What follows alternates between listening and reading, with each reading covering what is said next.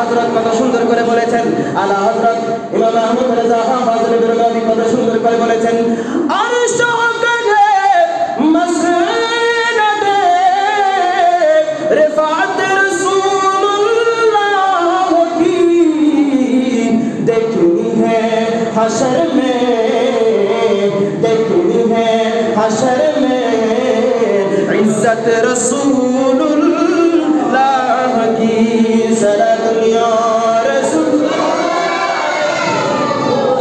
सलाम या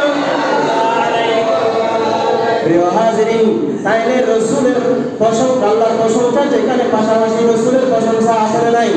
অবশ্যই আছে। সেজন্য রসুলকে মহাব্বত করা দরকার আছে না নাই? যাদের অন্তরে রসুলের মহাব্বত নাই, রসুল হুব্বে মুস্তাফা নাই, রসুলের ভালোবাসা নাই, তাদের রোজা, তাদের হজ, তাদের যাকাত, তাদের কোনো আমল, তাদের নামাজ, তাদের কোনো কিছুই কাজে আসবে না। সেই দিন কাল আলহামদুলিল্লাহ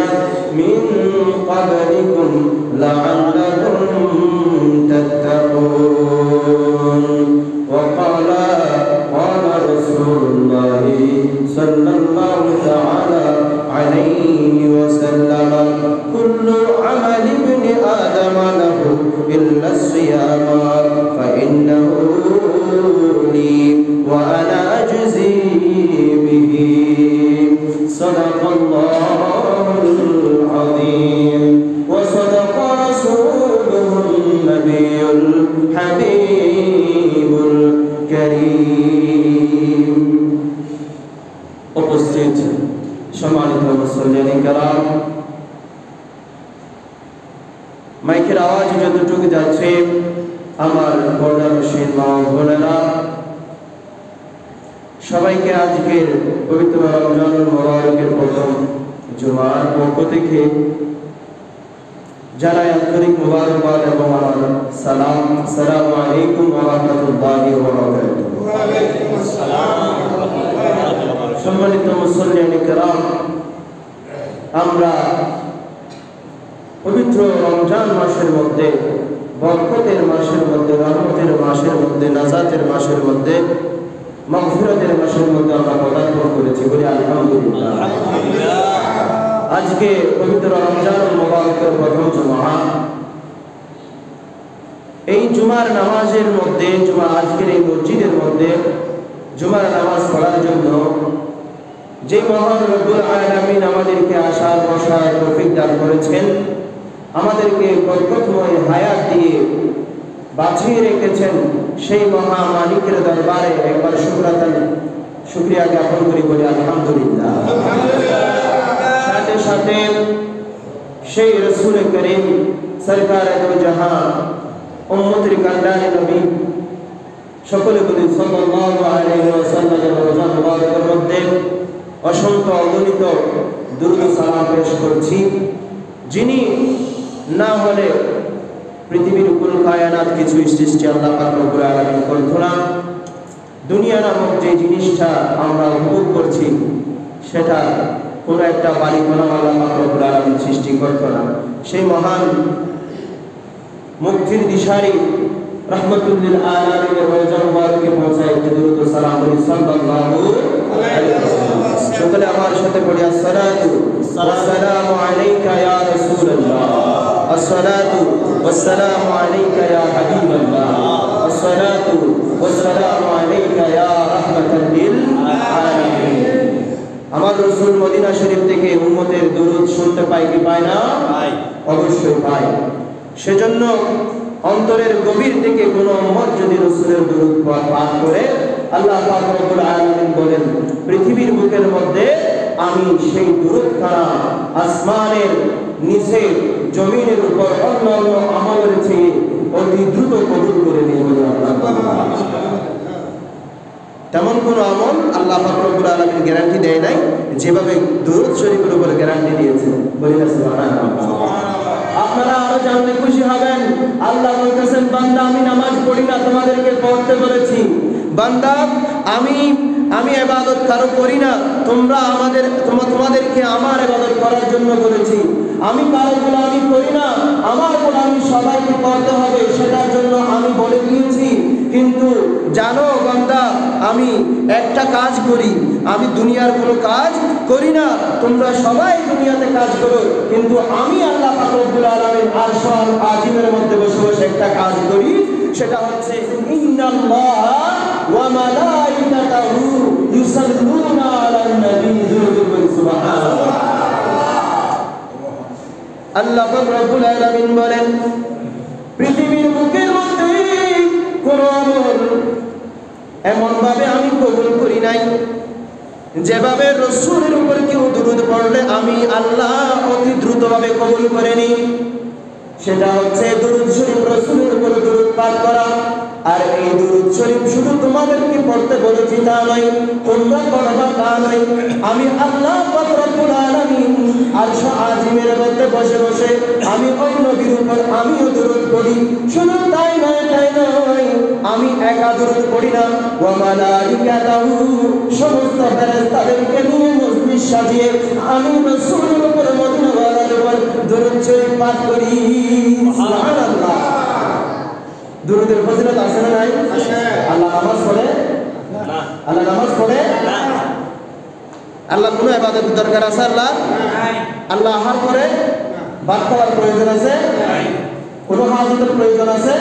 আল্লাহর কাছে টাকার প্রয়োজন আছে? আল্লাহ বলছেন নাই নাই, আমার কাছে কিছুর প্রয়োজন নাই, কিন্তু আমি একটা কাজ করি, সেটা হচ্ছে আমি আমার হাবিবের উপর, রহমতুল লিল আলামিনের উপর, দয়াল নবী মায়ার নবীর উপর আমি দুরূদ ও সালাম পেশ করি। সুবহানাল্লাহ। কতই ভাগ্যবান আমরা। প্রিয় উপস্থিতি, আমরা এমন নবীর উম্মত হতে পেরেছি, সেই নবীর উম্মত আমরা হতে পেরেছি। আলহামদুলিল্লাহ বলি না? কোনো দরখাস্ত করার প্রয়োজন হয়েছে? হয়েছে? কোনো দরখাস্ত করেছেন আল্লাহ আমাকে মুহাম্মদ সাল্লাল্লাহু আলাইহি ওয়াসাল্লাম শেষ নবীর উম্মত বানাবেন? কেউ কি দরখাস্ত করেছেন? আমি ধন্য গো রাসূল তোমাকে পেয়ে, আমি ধন্য গো রাসূল তোমাকে পেয়ে, আমি আরো বেশি ধন্য তোমার উম্মতি হয়ে, আমি আরো বেশি ধন্য তোমার উম্মতি হয়ে, আমি ধন্য গো রাসূল তোমাকে পেয়ে, আমি ধন্য গো রাসূল তোমাকে পেয়ে। সালাতুন ইয়া রাসূলুল্লাহ, সালামুন ইয়া হাবিবাল্লাহ আলাইকুম। আমরা দামি না বেদামি? আমরা দামি না বেদামি? আচ্ছা আসুন, আমরা আরো কত দামি, আমাদেরকে আল্লাহ তাআলা কত আরো দাম দিয়েছেন, কত মূল্য দিয়েছেন, খেয়াল করুন। প্রিয় উপস্থিতি, প্রিয় মুসল্লিয়ান ইকরাম ও আমার মুসল্লি ভাইগণ, একটু খেয়াল করুন। আল্লাহ পাক রব্বুল আলামিন বলতেছেন, সৃষ্টির মধ্যে আমি শ্রেষ্ঠ সৃষ্টি হিসাবে তোমাদেরকে সৃষ্টি করেছি, মানব জাতিকে। বলি সুবহানাল্লাহ। তাইলে সৃষ্টির সেরা জীব হিসেবে মানুষ বানিয়েছেন, সৃষ্টির সেরা জীব হিসেবে মানুষ, আমাদের সৃষ্টির সেরা জীব হিসেবে মানুষ বানিয়েছেন। তাইলে সৃষ্টির সেরা জীব কিনা আমরা? সেরা, সেরা, সৃষ্টির সেরা। এখন আসুন, আল্লাহ পাক রব্বুল আলামিনের কাছে যে ধর্মটি সবচেয়ে মকবুল ধর্ম ইসলাম, বলি না কি? ইসলাম। ইসলাম আমাদেরকে সেই ধর্ম দান করেছেন, বলি আলহামদুলিল্লাহ। তাহলে আমরা কোন ধর্মের অনুসারী? ইসলাম ধর্মের। আমরা কোন ধর্মের মানুষ? ইসলাম ধর্মের মানুষ। তাহলে আরো দামি হলাম কিনা? আরো দামি হলাম কিনা? দামি হয়েছি। আমাদেরকে আল্লাহ তাআলা মুসলমান বানিয়েছেন, দামি কিনা বেদামি? দামি। আসুন আরো সামনের দিকে যাই। মুসলমান বানিয়ে আমাদেরকে ধরে রাখেন নাই। কত মুসলমান কত দিক দিয়ে চলে যাচ্ছে, কত মুসলমান কোন দিক দিয়ে ঈমান হারা হয়ে যাচ্ছে, কত মুসলমান পৃথিবীর শুরু থেকে শেষ পর্যন্ত এসেছে, গিয়েছে, আরো আসবে, ঠিক কিনা? আল্লাহ পাক রব্বুল আলামিন বলেন, তোমাদেরকে আমি আরো ধন্য করেছি। কি দিয়ে জানি? কি দিয়ে জানি? সকল নবীর শ্রেষ্ঠ নবী দিয়ে। বলি সুবহানাল্লাহ। তাইলে সকল নবীর শ্রেষ্ঠ নবী তিনি হলেন মুহাম্মদ সাল্লাল্লাহু আলাইহি ওয়াসাল্লাম। সেই নবীর উম্মত আমাদেরকে বানাইছে কি বানাই নাই? আমরা তাইলে দয়াল নবীর উম্মত কিনা? তাইলে সেই দ্বিতীয় শ্রেষ্ঠ কিনা? নামাতে শ্রেষ্ঠ কিনা? আমরা মুসলমান কিনা? দামি কিনা? মুসলমান হিসেবে দামি কিনা? আমাদেরকে গুরুত্বপূর্ণ খুব মকবুল একটা ধর্ম দিয়েছেন, আমাদেরকে দামি বানিয়েছেন, সেটা হচ্ছে ইসলাম। পেয়েছি কিনা? আসুন এবার আরো সামনে আসুন। এমন একটি মাসের মধ্যে আমরা আস্তে আস্তে প্রবেশ করেছি, এমন একটি মাসের মধ্যে আমরা আস্তে আস্তে প্রবেশ করেছি, এটার নাম হচ্ছে মাহে রমজান। সুবহানাল্লাহ। তাইলে আমাদেরকে শ্রেষ্ঠ ধর্ম ইসলাম দিয়েছেন, ঠিক কিনা? শ্রেষ্ঠ নবী মুহাম্মদুর রাসূলুল্লাহ সাল্লাল্লাহু আলাইহি ওয়াসাল্লাম নবী মুহাম্মদ দান করেছেন, ঠিক কিনা? তাইলে মাসের চেয়ে সবচেয়ে গুরুত্বপূর্ণ দামি মাস দান করেছেন, সেটা হচ্ছে রমজানুল মুবারক। রমজানুল মুবারক। আমরা এখন কোন মাসের মধ্যে জীবন যাপন করতেছি? রমজান মাসে। বলেন না রোজা রেখেছি আমরা? আমরা সবাইকে রোজা রেখেছি। আলহামদুলিল্লাহ বলি না? আজকে আমরা শুনবো রমজান মাসের কতই গুরুত্ব। রমজান মাস দিয়ে আরো আমাদেরকে ধন্য করেছেন। আল্লাহ বলতেছে, শোনো শোনো শোনো ও বাংলাবাসীরা, চকরিয়াবাসীরা, ও বাংলাদেশের মানুষ, তোমরা শুনে রাখো, তোমাদেরকে আমি ইসলাম দিয়েছি, মুসলমান বানিয়েছি, সাথে সাথে তোমাদেরকে শ্রেষ্ঠ নবী দিয়েছি, শ্রেষ্ঠ নবী দিয়েছি, তোমাদেরকে আরেকটা শ্রেষ্ঠ মাস দিয়েছি, রমজান মাস দিয়েছি। নয় নয়, রমজান মাস দিয়ে শুধু শ্রেষ্ঠ করে তোমাদেরকে আমি শেষ করে দিই নাই, ওই রমজান মাসের মধ্যে আমি এমন একটা কিতাব দান করেছি, আমি এমন একটা কিতাব দান করেছি, যে কিতাবটা 104 খানা আসমানের, আসমান থেকে যে আল্লাহ পাক রব্বুল আলামিন যে 104 খানা আসমানি কিতাব রয়েছে, আসমানি কিতাব কয়খানা? 104 খানা। আল্লাহ বলতেছেন, খুশি হওয়ার দরকার আছে না নাই? শুকরিয়া করার দরকার আছে না নাই? আল্লাহ বলতেছেন, বান্দা শোনো শোনো, তোমাদেরকে আমি আরো ধন্য বানিয়েছি, কি দিয়ে জানো? 104 খানা কিতাব আমি আসমানি কিতাব বানিয়েছি। কয়খানা? 104 খানা কিতাব বানিয়েছি। 104 খানা কিতাব হতে যে কিতাবটি সবচেয়ে শ্রেষ্ঠ কিতাব, যে কিতাবটি সবচেয়ে শ্রেষ্ঠ কিতাব, তার নাম হচ্ছে কুরআন। সুবহানাল্লাহ। সেই কুরআন শ্রেষ্ঠ কিতাবটাও আমি তোমাদেরকে দিয়ে দিয়েছি, বলি সুবহানাল্লাহ।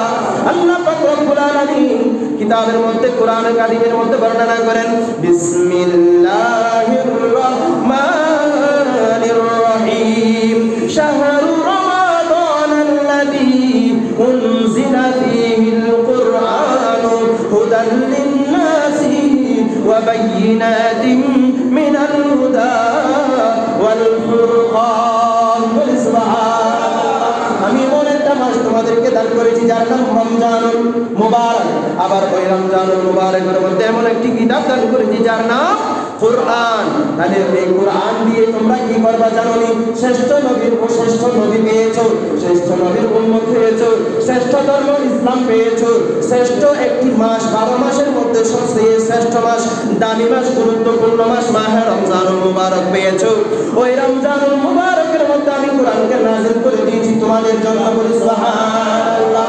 আল্লাহ আমাদেরকে এতগুলো দিয়ে কেন আমাদেরকে ধন্য করেছেন? বলতেছে, তোমরা যেন হুদাল লিন-নাস, তোমরা যেন মানুষ সকল, তোমরা যেন হেদায়েত প্রাপ্ত হতে পারো। সুবহানাল্লাহ। আমরা যেন হেদায়েত প্রাপ্ত হতে পারি, মুত্তাকি হতে পারি, তাকওয়া অর্জন করতে পারি, এক কথায় আমরা যেন জান্নাতি বলে দুনিয়া থেকে যাইতে পারি, বলি সুবহানাল্লাহ। তাইলে এই যে কোরআন পেলাম কার উসিলায়? আল্লাহ। নবীর উসিলায় সবকিছু দান করেছেন আল্লাহ। সবকিছু দান করেছেন কে? আল্লাহ। একটু কথা বলি না, সবকিছু দান করেছেন কে? আল্লাহ। আল্লাহ পাক রব্বুল আলামিন দান করেছেন। তাইলে কোরআন আমাদেরকে কার উসিলায় দান করেছেন? কার মাধ্যমে দান করেছেন? নবীজির মাধ্যমে।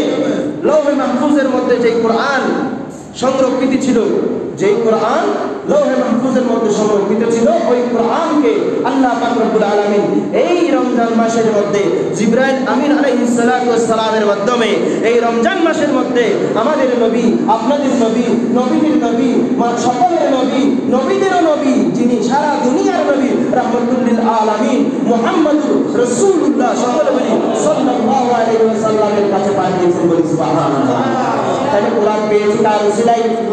নবীর উসিলায়, বলি নবীর উসিলায়। রমজান মাস পেয়েছি কার উসিলায়? নবীর উসিলায়। আমরা মুসলমান হয়েছি কার উসিলায়? নবীর উসিলায়। নবীর উম্মত হিসেবে আমরা দুনিয়ার মধ্যে বসবাস করতেছি কার উসিলায়? নবীর উসিলায়। দুনিয়া নামক একটি জিনিস পেয়েছি, দুনিয়া নামক একটি জিন্দেগি আমরা পার করতেছি কার উসিলায়? সমস্ত কিছু আল্লাহ পাক রব্বুল আলামিন বলতেছেন, আমি আপনি নবীর উসিলায় বানিয়েছি, বলি সুবহানাল্লাহ। আল্লাহ কোরআনে পাঠালেন নবীকে চেনাতে, আল্লাহ কোরআন পাঠালেন নবীকে চেনাতে, বলি আল্লাহ কোরআন পাঠালেন নবীকে চেনাতে, আল্লাহ দুনিয়া বানালেন নবীর শান বুঝাতে, বলি সুবহানাল্লাহ। সারা দুনিয়া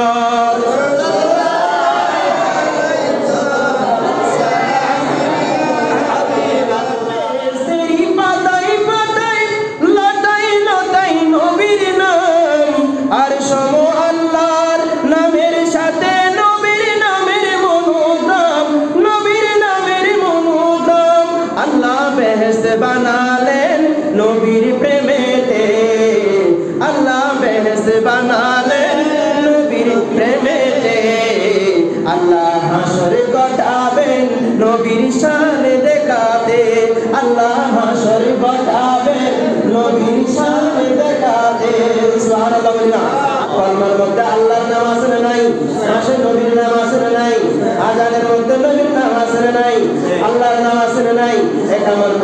কোরআনের মধ্যে আল্লাহর নাম আছে না নাই?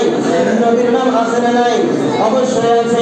সমস্ত জায়গার মধ্যে কোরআনের মধ্যেও প্রতিটি আয়াতে যেখানে আল্লাহর নাম, আল্লাহর প্রশংসা করেছেন আল্লাহ তাআলা, পাশাপাশি নবীর প্রশংসা আছে না নাই? আছে। শায়ের আরো সুন্দর করে বলতেছেন, হাদিসের একটি অনুবাদ শায়ের এখানে সুন্দর করে বলেছেন, জান্নাতের মধ্যেও জান্নাতের দেওয়ালে নবীজির নাম মুবারক লেখা। সুবহানাল্লাহ। আমার এখানে হাজী ভাইগণ আছেন না? এখানে হাজী আছেন? কে আছেন হাজী? হাজী সাহেব আছেন? ওই যে হাজী সাহেব আছেন, তাইলে কাবা ঘরের গিলাফ দেখেছেন না? এখানে আল্লাহ এর পাশাপাশি মুহাম্মদ আছে না নাই? খুব সম্মান করে লেখা আছে, আপনারা দেখবেন। সুবহানাল্লাহ বলি না? আল্লাহ নবীর নাম বাদ দিয়েছেন, দেন নাই। কাবা শরীফের এখানে আরো দেখবেন লা ইলাহা ইল্লাল্লাহু মুহাম্মাদুর রাসূলুল্লাহ। তারপরে এখানে আরো নবীজির রওজা মুবারকের মধ্যে গেলেও দেখবেন সবখানে আল্লাহর নাম, যেখানে আল্লাহর নাম সেখানে রাসূলের নাম মুবারক দিয়ে সাজিয়ে দিয়েছেন। বলে সুবহানাল্লাহ। বেহেশতেরি পাতায় পাতায় লতায় লতায় নবীর নাম, আর সম আল্লাহর নামের সাথে নবীর নামের মনোগ্রাম, নবীর নামের মনোগ্রাম। আল্লাহ বেহেশত বানালেন নবীর প্রেমেতে, আল্লাহ বেহেশত বানালেন নবীর প্রেমেতে। আল্লাহ হাসর ঘটাবেন নবীর শান দেখাতে, আল্লাহ হাসর ঘটাবেন নবীর শান দেখাতে। সুবহানাল্লাহ বলি না? আলা হযরত কত সুন্দর করে বলেছেন, আলা হযরত ইমাম আহমদ রাজা ফাজলে বেরলভী কত সুন্দর করে বলেছেন, আরশ কাজে মাসনাদে রিফাত রাসূলুল্লাহ কি देखनी है हशर में, देखनी है हशर में इज्जत रसूलुल्लाह की। सरा दुनिया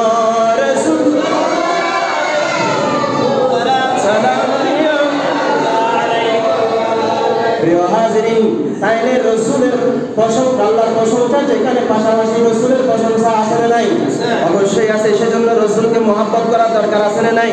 যাদের অন্তরে রসুলের মহাব্বত নাই, রসুল হুব্বে মুস্তাফা নাই, রসুলের ভালোবাসা নাই, তাদের রোজা, তাদের হজ, তাদের যাকাত, তাদের কোনো আমল, তাদের নামাজ, তাদের কোনো কিছুই কাজে আসবে না।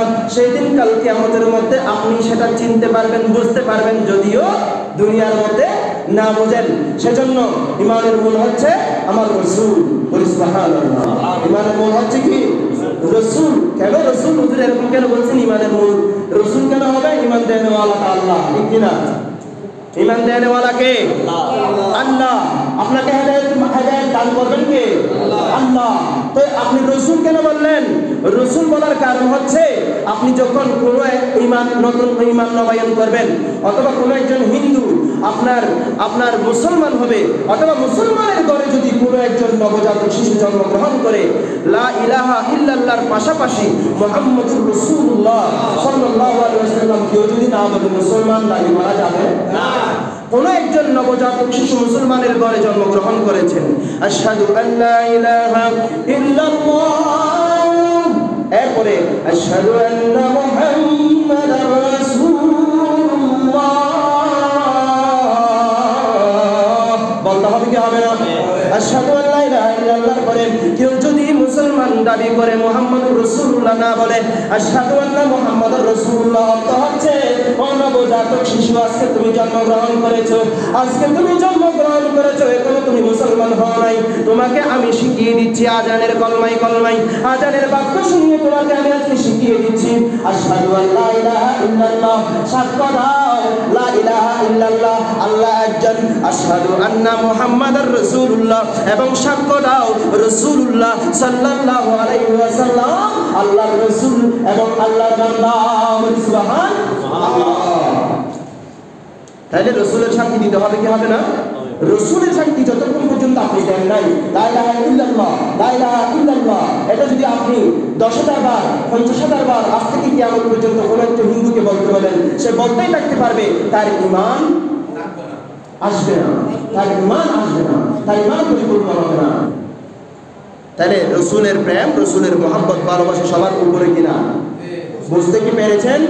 আল্লাহ পাক রব্বুল আলামিন আমাদেরকে হুব্বে মুস্তাফা দান করুন বলি আমিন।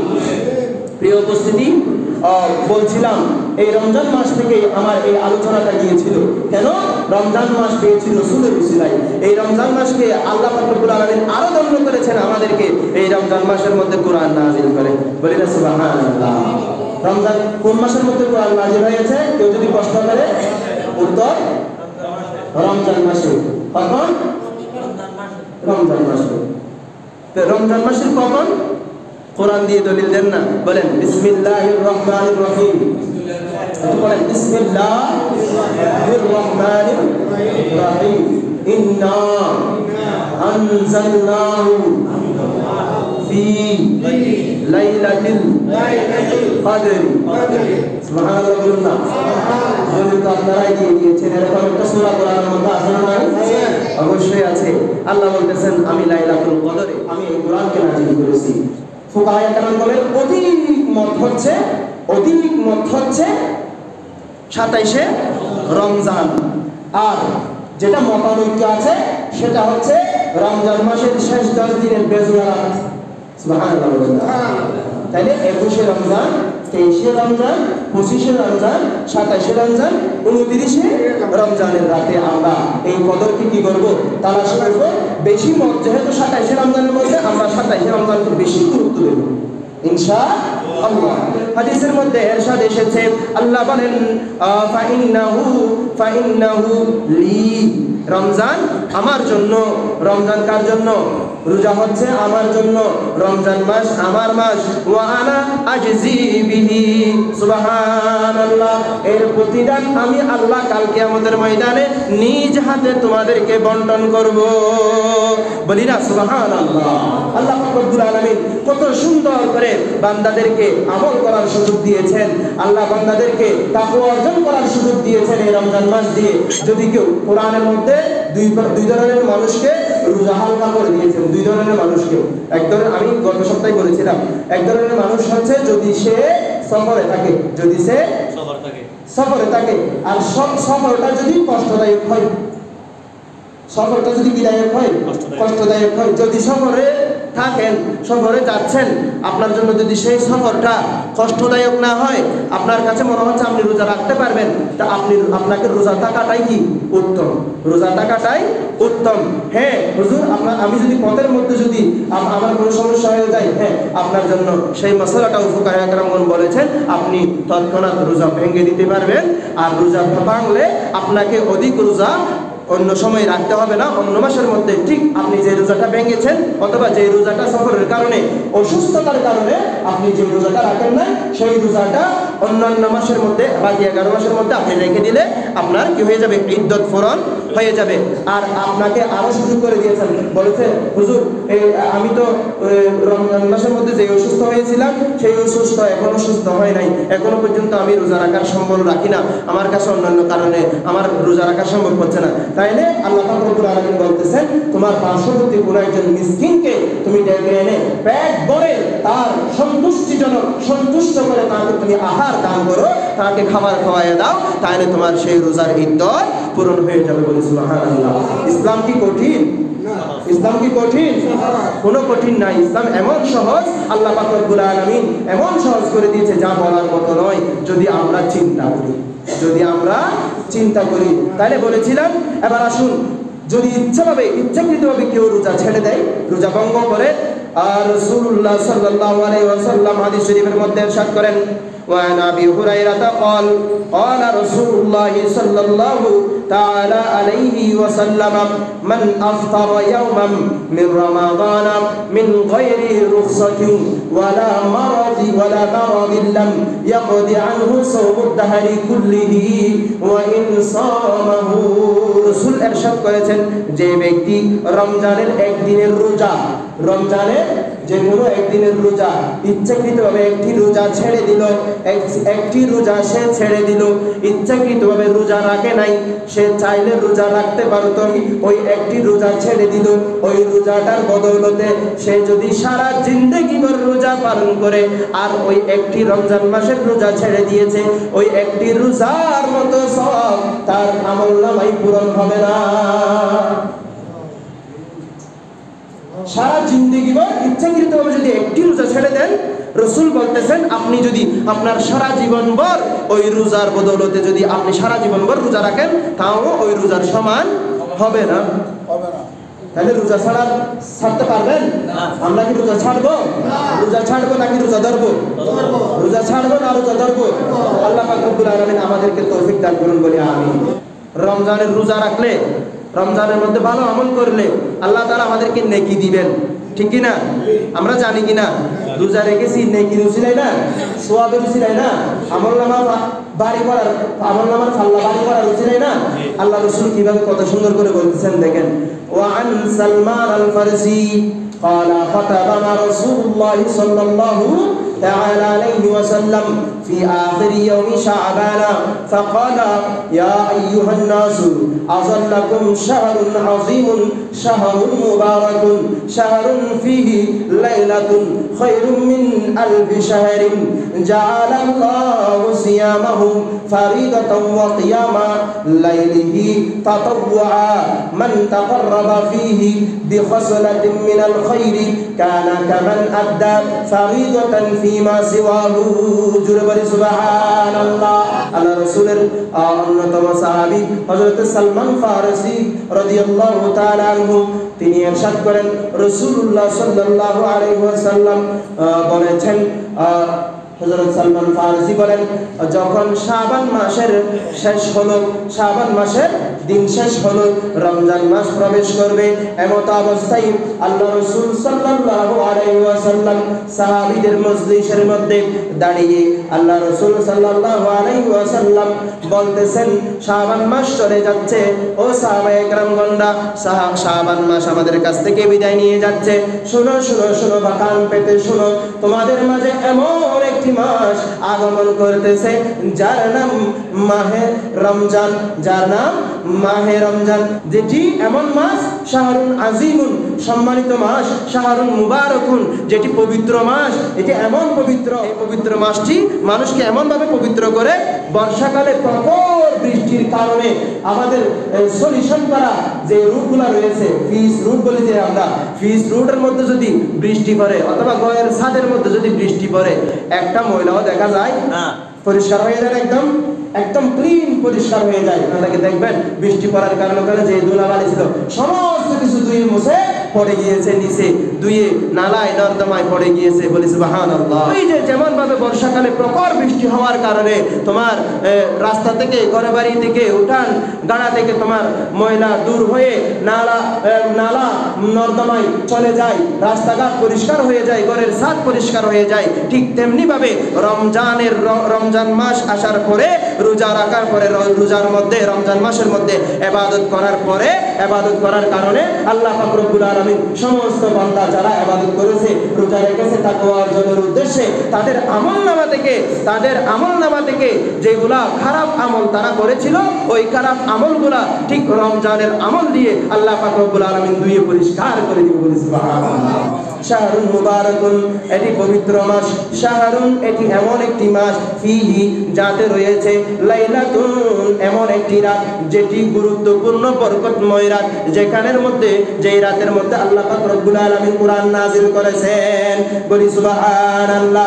রমজান মাসের মধ্যে কোন একটি নফল ইবাদত করো, কোন একটি নফল ইবাদত করো, কোন একটি ভালো কাজ করো, ওই ভালো কাজের আমলনামা, ওই ভালো কাজের আমল তোমাদেরকে এমন ভাবে দিবেন, যেই নফল কাজ করেছো ওই নফল কাজের সওয়াব বাড়িয়ে দিবে এমন ভাবে, যদি কেউ ফরজ আদায় করলে যে সওয়াব পাবে, রমজান মাসের মধ্যে সেই ব্যক্তি নফল আদায় করলে ফরজ নামাজের মতো সওয়াব পাবে।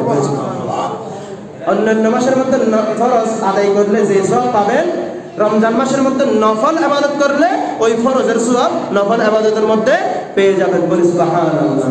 তো আর কি পাবো? বলছে কেউ যদি আল্লাহর নৈকট্য হাসিলের উদ্দেশ্যে, রমজান মাসের বরকত হাসিলের উদ্দেশ্যে কেউ যদি ফরজ আদায় করে, কেউ যদি, এখন বলছিলাম নফলের কথা, নফল আদায় করলে রমজান মাসের মধ্যে আপনি ফরজ আদায় করলে যে সওয়াব পাবেন, আপনি রমজান মাসের মধ্যে নফল আদায় করলে ওই অন্যান্য মাসের মধ্যে ফরজ আদায় করার সওয়াব পাবেন। আল্লাহকে রাজি খুশি করার উদ্দেশ্যে কোনো একটি ফরজ আদায় করা রমজান মাসের মধ্যে, বলেছে অন্যান্য মাসের মধ্যে 70টা ফরজ আদায় করার সওয়াব তোমাদের আমলনামায় দেওয়া হবে। বলি সুবহানাল্লাহ। আমরা খুশি না বেজার? খুশি না বেজার? খুশি। আওয়াজ বোঝা যাচ্ছে আমরা খুশি না? আলহামদুলিল্লাহ বলি না? বলি আলহামদুলিল্লাহ। আল্লাহ পাক রব্বুল আলামিন আমাদেরকে এই মাহে রমজানের মধ্যে, মাহে রমজানুল মুবারকের মধ্যে আমাদেরকে আল্লাহ পাক রব্বুল আলামিন বেশি বেশি ইবাদত করার, রমজান না ছেড়ে রমজানকে আঁকড়ে ধরে তাকওয়া অবলম্বন করার তৌফিক দান করুন বলে আমিন। বেশি বেশি কোরআন তেলাওয়াত করার তৌফিক দান করুন বলে আমিন। এবং এই মাসের মধ্যে যে যত বেশি দান করবেন তার তত বেশি ফায়দা হবে। এক টাকা দান করলে অন্যান্য মাসের মধ্যে আপনি 70 টাকা দান করার সওয়াব আপনার আমলনামায় আল্লাহ পাক রব্বুল আলামিন দিয়ে দিবেন। বলি না আলহামদুলিল্লাহ? 1 টাকা দান করলে অন্যান্য মাসের মধ্যে কয় টাকা? 1000 টাকা দান করলে অন্যান্য মাসের কয় টাকা? 70,000 টাকা দান করা। আল্লাহ পাক রব্বুল আলামিন আমাদেরকে বেশি বেশি দান করার তৌফিক দান করুন বলে আমিন। প্রিয় যুবক তরুণ ভাইয়েরা, প্রিয় মুরব্বিয়ানে কেরাম, মুরব্বিদের মধ্যে অনেক আছে, ভালো করে খেয়াল করুন। আমরা টাইম পাস করার জন্য রমজান মাসের রোজাকে কি বলে যে আমরা হুজুর আমরা এই রমজান মাসটা কেমন করে আমরা পাড়ি দেব, অনেক লম্বা সময়, ফজর থেকে জোহর, জোহর থেকে আসর, আসর থেকে মাগরিব, কখন ইফতারের টাইম হবে, একটু লুডো খেলতেছি আর কি, একটু লুডো খেলতেছি আর কি। খেলে কি খেলে না? আসলে নাই কেউ অনেক বড়, হ্যাঁ কেউ অনেক বড় একটা ওই বোর্ড নিয়ে বসে, এটার নাম কি? ক্যারাম খেলা। এগুলা থেকে বিরত থাকবেন। তারপরে লুডো খেলা, সেটা মোবাইলে হোক, সেটা কাগজের মধ্যে হোক, এগুলা থেকে বেঁচে থাকবেন। তারপরে মানুষের গীবত করবেন না, রোজা রেখে, রোজা মুখে নিয়ে আরেক ভাইয়ের গীবত করবেন না, আপনার রোজা থাকবে না, আপনি রোজার কদর পাবেন না। আমি আপনাকে আল্লাহর জন্য বলতেছি প্রিয় ভাইয়েরা, আল্লাহর জন্য বলতেছি, আপনাকে আল্লাহর নৈকট্য হাসিল করার জন্য বলতেছি। আল্লাহ পাক রব্বুল আলামিন আমাদেরকে সেই সমস্ত হারাম কাজ থেকে ফিরে আসার তৌফিক দান করুন বলে আমিন। আল্লাহ পাক রব্বুল আলামিন আমাদেরকে পরিপূর্ণ রোজার জাযায়ে খায়র, উত্তম প্রতিদান আমাদেরকে দান করুন বলে আমিন। আল্লাহ পাক রব্বুল আলামিন আমাদের সবাইকে কবুল করুন বলে আমিন। ওয়া আখিরু দাওয়ানা আলহামদুলিল্লাহি রাব্বিল আলামিন। ওয়াসসালামু আলাইকুম ওয়া রাহমাতুল্লাহি ওয়া বারাকাতুহু।